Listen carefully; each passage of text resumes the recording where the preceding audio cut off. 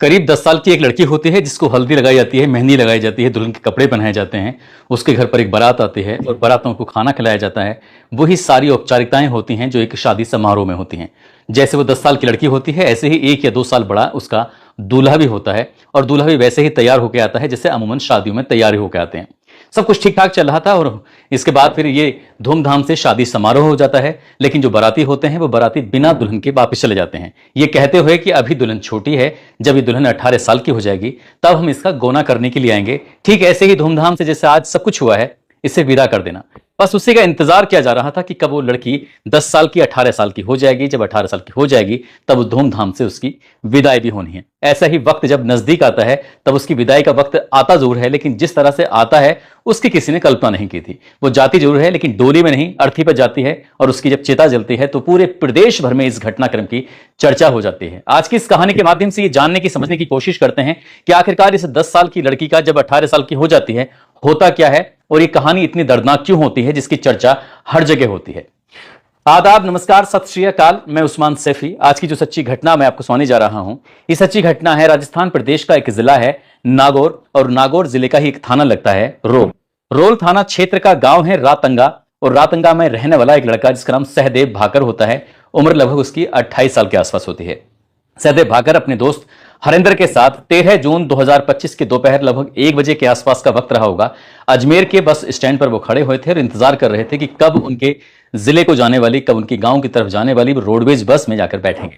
इसी बीच में जब सहदेव भाकर अपनी बस का इंतजार कर रहा था और इसी बीच में एक महिला और एक पुरुष वहां दोनों आ जाते हैं और आने के बाद इस सहदेव भाकर से तरह तरह की बातें करने लगते हैं। शुरुआत में जो बातें थी वो गुस्से में हो रही थी, गुस्सा और लगातार बढ़ रहा था, कहा सुनी हो रही थी, लेकिन सहदेव भाकर उनसे कुछ भी नहीं कह रहा था और बार बार वो मुस्कुराकर उनके हर सवाल का जवाब देने की कोशिश कर रहा था।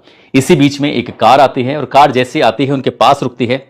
उस लड़के को, सहदेव भाकर को खींचा जाता है, खींचकर उस कार के अंदर डाल दिया जाता है। जो दोस्त होता है हरिंदर ये सब देख रहा था अपनी आंखों से, देखते हुए इतना डर जाता है, मौका पाते यहां से भाग जाता है। भाग के उसने अपनी जान बचाने की कोशिश की और तुरंत ही सहदेव भाकर के परिवार वालों को यह सूचना देने की कोशिश की कि हम इस तरह से बस का इंतजार कर रहे थे, लेकिन बस के आने से पहले ही यहां पर एक कार आती है और उस तुम्हारे बेटे को वो खींचते हुए कार के अंदर लेके जाते हैं, चले जाते हैं। कौन है, कहां के हैं, उसे इस बात की कोई जानकारी नहीं है। अब ये सहदेव भाकर कार के अंदर बैठा हुआ है, जैसे ही बैठता है उसको पीटना शुरू कर देते हैं। उसको बहुत बुरी तरह से मारा जाता है, पीटा जाता है।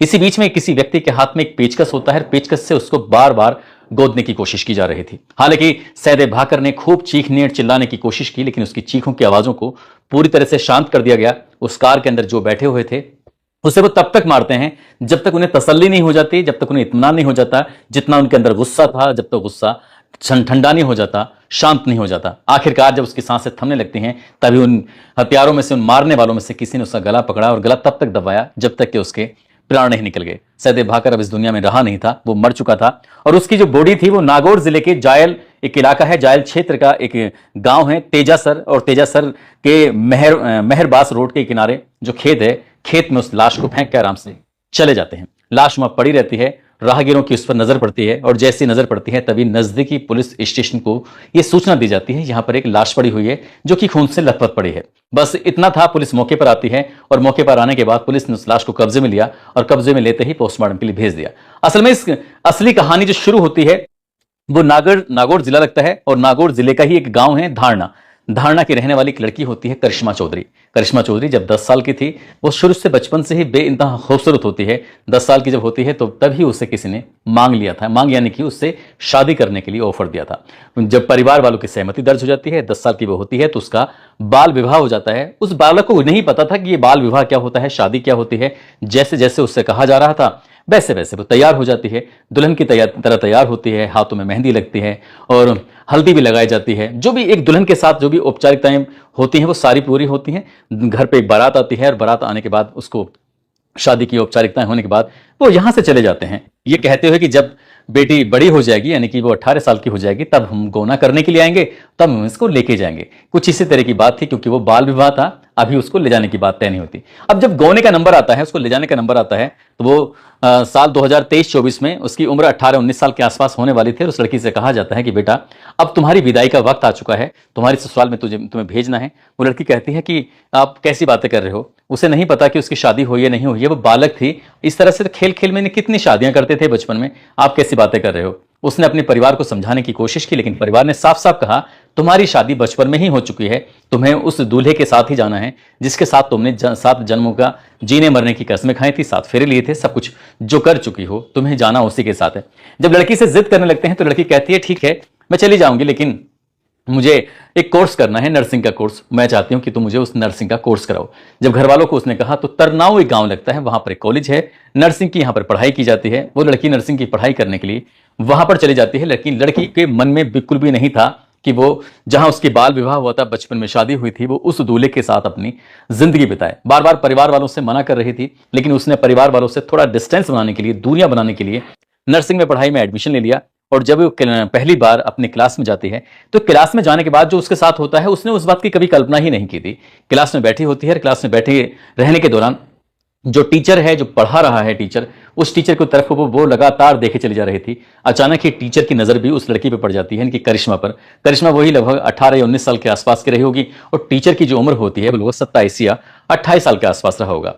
उस टीचर ने समझ जाता है कि ये लड़की सिर्फ पढ़ाई की दृष्टि से नहीं देख रही है, बल्कि इसकी दृष्टि कुछ और है। उसने उस लड़की को रोकने की, टोकने की कोशिश की, लेकिन लड़की थी कि वो बस देखे ही चली जा रही थी। इसके बाद लड़की ने जब क्लास खत्म हो जाती है तब वो टीचर के पास जाती है, और टीचर यानी कि इसका नाम होता है सहदेव भाकर, जो कि गांव रातंगा, थाना रोल, जिला नागौर का रहने वाला होता है। उससे बातचीत करती है और कहती है कि गुरुजी मुझे मुझसे प्यार हो गया है, मैं तुम्हारे साथ जिंदगी जीना चाहती हूं, तुम्हारे साथ मरना चाहती हूं, अब बस जो भी कुछ है वो तुम्हारे साथ है। जैसे ही सहदेव भाकर ने यह बात सुनी, उसने कहा यह नहीं हो सकता, और मैं इस पवित्र रिश्ते को बिल्कुल खराब नहीं करने दूंगा, बर्बाद नहीं करने दूंगा। और वैसे भी मैं शादीशुदा हूं। साल 2018 में उसी के गांव के पास, जो रातंगा है, रातंगा के पास कुशिया गांव लगता है, वहां के रहने वाली चंदा से उसकी शादी हो चुकी है। वो पहले से ही शादीशुदा है, इसलिए ये रिश्ता ना तो मुझे मंजूर है, ना ही मेरे परिवार वालों को मंजूर होगा।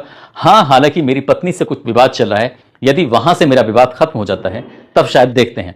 जब इस तरह की बात थी, उसने टालने की तमाम कोशिशें की। उधर वो अपनी पत्नी से रुष्ट रहता था, पत्नी उससे रुष्ट रहती थी, और दोनों के बीच में इस तरह का विवाद था कि मामला कोर्ट कचहरी तक पहुंच जाता है, थाने तक पहुंच जाता है। लेकिन दोनों ही परिवार वालों के बीच में बैठकर समझौता होता है, और सहमति होने के बाद 31 मई 2024 को ये दोनों एक लीगल तरीके से तलाक ले लेते हैं, अलग हो जाते हैं।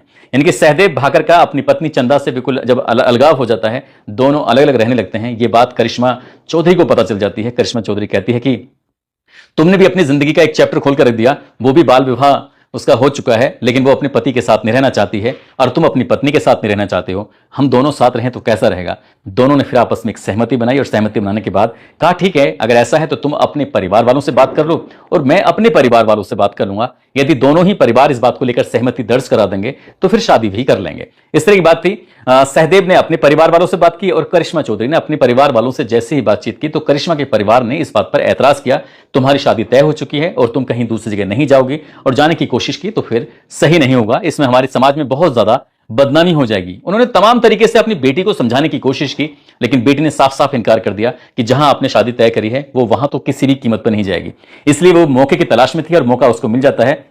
ये सितंबर 2024 की बात है। आखिरकार इन्हें मौका मिलता है, मौका मिलते ही यहां से अपने घर से भाग जाते हैं। भागने के बाद सीधा जयपुर पहुंचते हैं, और जयपुर में वो लिव इन रिलेशनशिप में रहना शुरू कर देते हैं। साथ ही नजदीकी पुलिस स्टेशन में जाते हैं, और वहां जाकर कहते हैं कि हम दोनों एक दूसरे के साथ जीना मरना चाहते हैं, एक दूसरे के साथ ही जिंदगी बिताना चाहते हैं। हमें खतरा है कि जो करिश्मा का परिवार है उसको मार डालेंगे। करिश्मा के परिवार लगातार धमकियां दे रहे हैं। इधर वो पुलिस में जाते हैं, और जैसे पुलिस ये सूचना करिश्मा के परिवार वालों से संपर्क करने की कोशिश करती है, तो करिश्मा के परिवार वालों को अब इस बात पे और ज्यादा गुस्सा आ जाता है कि एक तो वो घर से चली गई, ऊपर से जाकर पुलिस प्रशासन उनकी बदनामी कर रही है।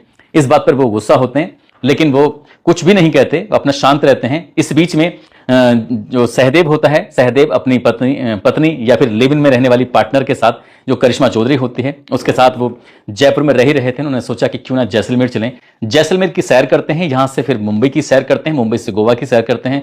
जहां जा रहे थे वहां घूमते घामते अपना हर जगह फोटो स्टेटस पे अपडेट कर रहे थे, एक दूसरे के साथ एक बेहतरीन जिंदगी जी रहे थे।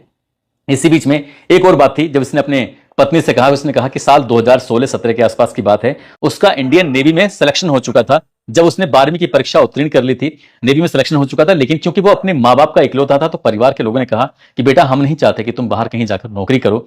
वैसे भी तुम्हारे घर में और कोई है नहीं, जो चाचा के 2 बेटे हैं, दोनों ही आर्मी में नौकरी कर रहे हैं, घर में कोई बालक रहता भी नहीं है, जो भी करना है घर से ही रह के तैयारी करो। तब उसने उस नौकरी का जो ऑफर था इंडियन नेवी का, उसको उसने छोड़ दिया था। फिर भी वो सरकारी नौकरी की तलाश में था, इसलिए 15-16 घंटे लगातार मेहनत करता था, पढ़ाई करता था, ताकि उसकी सरकारी नौकरी मिल जाए और जिंदगी उसकी अच्छे से गुजरे। इसलिए उसने नर्सिंग के कोर्स के साथ साथ उसने सरकारी नौकरी की तैयारी कर रखी थी। और एक तारीख आती है, ये तारीख थी 12 जून 2025 की बात है। अजमेर में एक परीक्षा थी, वो परीक्षा देने के लिए अपने दोस्त के साथ गया था और परीक्षा देकर जब 13 जून 2025 को वापस आ रहा था, तब रोडवेज बस स्टैंड पर इंतजार कर रहा था कि कोई गाड़ी आएगी और गाड़ी आएगी, वो चले जाएंगे। इसी बीच में करिश्मा की बहन, करिश्मा का बहनोई मौके पर आ जाते हैं और इस सहदेव से झगड़ा करना शुरू कर देते हैं। हालांकि हरेंद्र को इस बात का भी पता चल जाता है, लेकिन हरेंद्र ने उस वक्त तो कुछ नहीं कहा, लेकिन एक गाड़ी आकर रुकती है। जब गाड़ी इसे जबरदस्ती बिठाया जाता है, उसके बाद फिर वहां मारपीट करते हैं। मारपीट करने के बाद इसको तब तक मारा जाता है जब तक कि इसके प्राण नहीं निकल जाते, यानी कि उसकी हत्या नहीं हो जाती। इसके बाद पुलिस इस मामले में गंभीरता से लेती है, सक्रिय होती है और इसमें करिश्मा के चाचा, करिश्मा के चाचा ससुर, करिश्मा की बहन बहनोई, करिश्मा के एक रिश्तेदार, इन कई लोगों के खिलाफ मुकदमा दर्ज होता है और मुकदमा दर्ज होने के बाद इनकी गिरफ्तार भी कर ली जाती है। लेकिन करिश्मा को जब इस बात का पता चलता है कि सहदेव अब इस दुनिया में नहीं रहा, तो उसका रो रोकर बुरा हाल हो जाता है। वो बहुत ज्यादा बेइंतहा परेशान हो जाती है। इस बीच में वो करीब 3.5 महीने के आसपास की प्रेग्नेंट भी होती है। तब उसने एक फैसला किया, उसने सोचा कि कोई बात नहीं, अगर सहदेव इस दुनिया में नहीं रहा तो कोई दिक्कत नहीं, वो अपने ससुराल में विधवा की तरह रहेगी, साथ ही जो उसके पेट में पलने वाला बच्चा है उसके सहारे ही वो जिंदगी गुजारने की कोशिश करेगी। वो ससुराल में रह रही थी, लेकिन रहते रहते उसको परेशानी होने लगती है। वो रोती थी, कुछ भी नहीं खाती थी, इतना ज्यादा परेशान हो जाती है कि अभी 13 तारीख को उसकी मौत होती है, जिससे पति की हत्या कर दी जाती है। 13, 14, 15 इस तरह से एक एक दिन बीत रहा था और उसकी परेशानियां लगातार करिश्मा की बढ़ती चली जाती हैं। वो इतनी बीमार होती है कि उसका जो पेट में पल रहा होता बच्चा है वो मारा जाता है, यानी कि वो मिसकैरेज हो जाता है, उसके जो गर्भपात हो जाता है। उसके बाद फिर उसका और ज्यादा बुरा हाल हो जाता है। अब ये घर परिवार की जो महिलाएं थी, उनको ऐसा लग रहा था कि करिश्मा बहुत ज्यादा परेशानी में है, इसलिए हर वक्त 24 घंटे उस लड़की पर नजर रखी जाती थी कि वो कम से कम थोड़ा वक्त अगर बीत जाएगा तो ये जो बुरा वक्त है ये भी टल जाएगा। लेकिन बुरा वक्त टलने की कहानी वो बता रही थी। एक रात की बात है, ये रात थी 26 जून 2025 की रात। अब ये लड़की आराम से सो रही थी। इसकी सुबह 4 बजे के आसपास आंख खुल जाती है और जैसे आंख खुलती है उसके बाद ये छत पे सोई हुई थी। चारों तरफ उसके जो परिवार की बाकी महिलाएं थी वो भी लेटी हुई थी। इसी बीच में आंख खुलती है और वो छत से नीचे उतर के आ जाती है। करीब 1 घंटा हो जाता है और 1 घंटे के बाद कोई रेस्पॉन्स नहीं आता। एक दूसरी महिलाओं ने देखा तो वहां पर मौके पर करिश्मा थी ही नहीं। करिश्मा को आवाज भी लगाई जाती है, लेकिन करिश्मा की तरफ से कोई रेस्पॉन्स नहीं आ रहा था। आखिरकार उन महिलाओं ने फिर उससे करिश्मा को ढूंढना जब शुरू किया है, ढूंढते ढूंढते आवाज लगाते लगाते जब देखते हैं तो वो कमरा बंद था और कमरे में उसको लगातार आवाज लगाने की कोशिश कर रहे थे, लेकिन कोई रेस्पॉन्स नहीं आ रहा था। खिड़की से जब झांक कर देखते हैं तो करिश्मा ने अपनी जीवन लीला को समाप्त कर लिया था। वो पंखे से लटकी हुई थी, उसकी मौत हो चुकी थी। और जैसे ही ये मौत की खबर पुलिस वालों तक पहुंचती है, पुलिस मौके पर आती है, उसके शव को कब्जे में लेकर पोस्टमार्टम के लिए भेजा जाता है। उसके बाद फिर अखबारों में खबर छपती है, अखबार में करिश्मा की मौत की भी खबर छपती है। और अभी लगभग 10 या उससे थोड़े बहुत दिन पहले ही उसके पति की जिस तरह से हत्या हुई थी उसकी कहानी छपती है। करिश्मा की प्रेम कहानी का जो दर्दनाक अंत होता है, करिश्मा अपने बच्चे को लेकर जो उसके पेट में पल रहा था वो भी मर जाता है और जो उसका पति होता है वो भी मारा जाता है। इसलिए उसने सोचा कि अब इस दुनिया में जीकर क्या करेंगे, तो वो भी अपनी जिंदगी को हमेशा हमेशा के लिए द एंड कर लेती है। इसलिए करिश्मा की जो प्रेम कहानी थी उसका दर्दनाक अंत होता है। दोस्तों, इस पूरे घटनाक्रम को सुनाने का उद्देश्य किसी को परेशान करना नहीं है, किसी का दिल दुखाना नहीं है, बल्कि आपको जागरूक करना है, आपको सचेत करना है। जिस तरह से परिवार के लोगों ने उसके बाल विवाह कर दिया था और वो लड़की तैयार नहीं थी, तो दूसरी पार्टी से बात करने के बाद, दूसरे पक्ष से बात करके शायद इस रिश्ते को खत्म किया जा सकता था। न केवल इसमें करिश्मा बल्कि उसका पति जो सहदेव था उसकी जिंदगी हमेशा के लिए बर्बाद हो जाती है, खत्म हो जाती है। बल्कि जो करिश्मा के परिवार के कई लोग हैं वो सलाखों के पीछे अपनी जिंदगी गुजारेंगे। फैसला वो सही था जो सहदेव ने अपनी पत्नी के साथ लिया था। चंदा से जब वो अलग होता है तो चंदा ने दिसंबर 2024 में अपनी सहमति, परिवार की सहमति के बाद एक नई जगह शादी कर ली थी और वो आज भी ठीक ठाक सही सलामत अपनी जिंदगी गुजार रही है। आप सब लोग अपना ख्याल रखें, सुरक्षित रहें। जय हिंद, जय भारत।